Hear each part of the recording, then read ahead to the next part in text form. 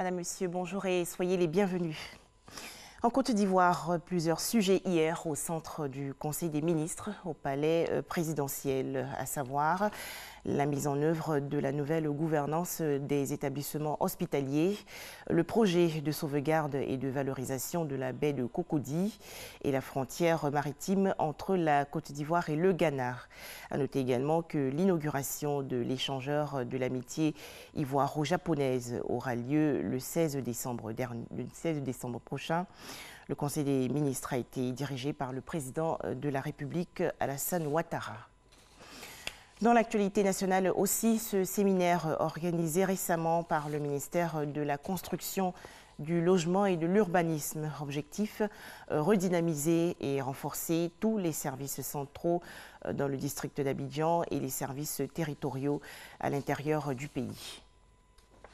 Au chapitre santé, 53 motos remises aux agents d'exécution locale des régions de la Bagoué, du Tchologo et du Poro. C'est une initiative du ministère de la Santé et de l'Hygiène publique pour accroître la capacité de couverture de ces agents d'exécution locale dans la lutte contre la malnutrition, ce dont s'inscrit dans le cadre du plan national multisectoriel de nutrition 2016-2020. La Caisse nationale d'assurance maladie, structure chargée de la mise en œuvre de la couverture maladie universelle, a fait récemment le bilan de ses opérations sur le terrain. À noter quelques difficultés, notamment la codification des prestataires et pharmaciens. Le point sur cette information dans le journal de 13 heures.